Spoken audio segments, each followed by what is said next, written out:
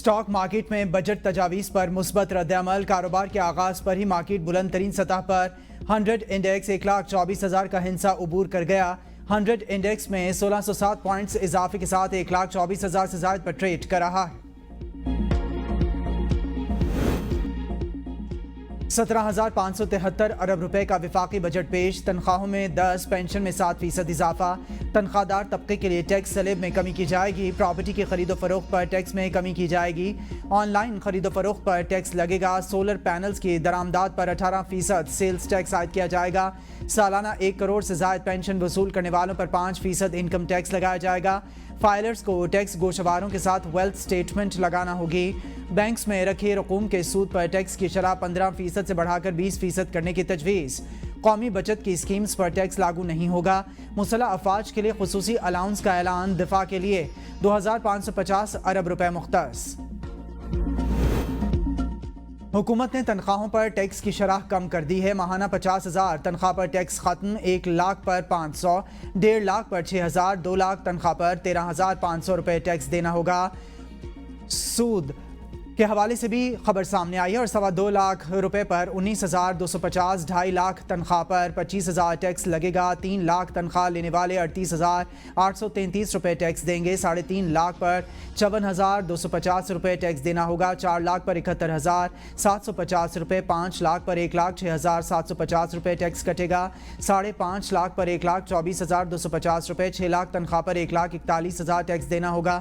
8 लाख पर 2,11,000, 10 लाख पर 3,07,000 टैक्स लगेगा।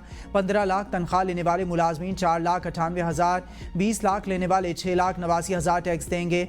25 लाख तनख्वाह पर 8,79,000, 28 लाख पर 9,94,000 टैक्स देना होगा। पेट्रोल मजीद महंगा। पेट्रोल पर चलने वाली गाड़ियां भी महंगी। फर्नेस ऑयल से बनने वाली बिजली पर भी मजीद टैक्स लगेगा। विफाकी बजट में पेट्रोलियम मसनूआत, कार्बन लेवी आयद, पेट्रोल, हाई स्पीड डीजल और फर्नेस ऑयल पर फी लीटर 2.5 रुपये कार्बन लेवी देना पड़ेगी।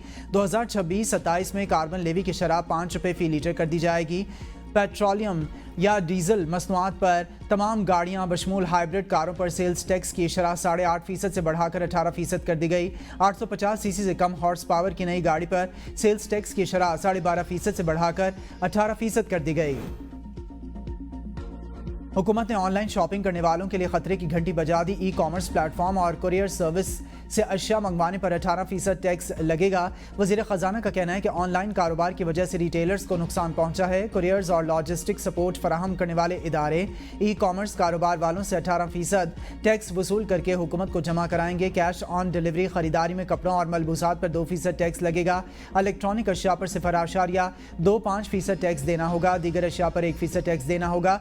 ई कॉमर्स के जरिए 10,000 रुपए तक की खरीदारी पर बैंक या ऑनलाइन अदायगी की सूरत में 1% टैक्स लगेगा। 10 से 20,000 रुपए तक की खरीदारी पर 2% टैक्स देना होगा। 20,000 रुपए से ज़ायद की खरीदारी पर 0.25% टैक्स लगेगा।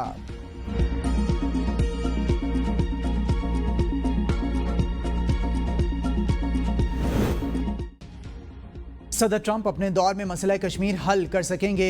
अमरीकी महकमा खारजा ने उम्मीद जाहिर कर दी। तर्जमान अमरीकी महकमा खारजा टैमी ब्रोस की प्रेस ब्रीफिंग। कहा, भारत और पाकिस्तान जैसे ममालिक के दरमियान जंग बंदी जारी है। सदर ट्रंप के जहन में क्या है, वो क्या मंसूबे रखते हैं, वो इस पर बात नहीं कर सकती। ये ज़रूर जानती हैं कि सदर ट्रंप का हर कदम नस्लों के दरमियान जंग और नस्लों के दरमियान जारी इख्तलाफात को ख़त्म करने से मुताल्लिक़ है। सदर ट्रंप पाकिस्तान और भारत के दरमियान मसाइल को मैनेज करने की ख्वाहिश रखते हैं। सदर ने ऐसे लोगों को मेज़ पर ला बिठाया जिनके बारे में लोग तसव्वुर भी नहीं कर सकते थे। पाकिस्तानी वफ्द की महकमा खारजा के एहलकारों से मुलाकातें, दो तरफा ताल्लुकात और इंसदाद दहशतगर्दी ताउन पर तफसीली तबादला ख्याल किया गया।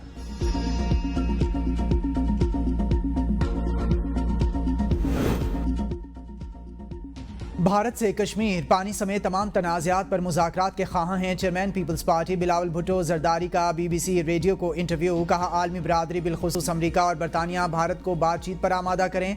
2 एटमी ताकतों के दरमियान तनाज़े का फ़ौजी हल मुमकिन नहीं।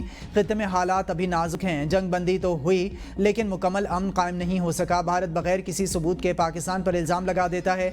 यह इंतहाई ख़तरनाक रवैया है। इल्ज़ाम तराशी से निकल कर एक दूसरे के तहफ़्फ़ुज़ात को दूर करने के लिए मुज़ाकरात करना होंगे। پاکستان نے ہمیشہ بین الاقوامی برادری کے ساتھ مل کر دہشت گردی کے خلاف کام کیا۔ پاکستانی اسکول بس پر حملے میں بھارت کے ملوث ہونے کے شواہد ملے ہیں۔ بلوچستان میں بھارتی نیوی کے افسر کلبھوشن یادو کی گرفتاری اور بلوچ علیحدگی پسند گروپس کی بھارتی معاونت کے ثبوت بھی دنیا کے سامنے رکھ چکے ہیں۔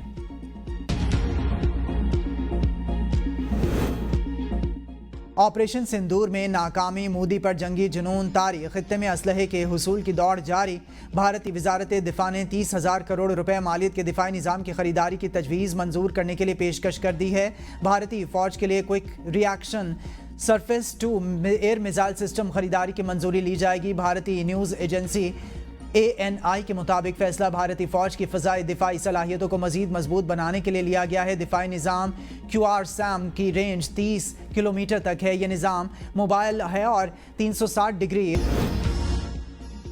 پاکستان کا عراق کے استحکام، جمہوریت، امدادی کوششوں کی حمایت کا اعادہ۔ سلامتی کونسل میں عراق سے متعلق اجلاس میں پاکستانی سفیر عاصم افتخار نے کہا کہ عراق میں عوامی خدمات، بجٹ اور انتخابات کی پیش رفت کو سراہتے ہیں۔ عراق کے تمام سیاسی فریقین مکالمے کو برقرار رکھیں، اندرون ملک بے گھر افراد کی واپسی پر توجہ مرکوز کی جائے۔ پاکستانی سفیر نے عراق کی خود مختاری اور علاقائی سالمیت کی بھرپور حمایت کو دہرایا۔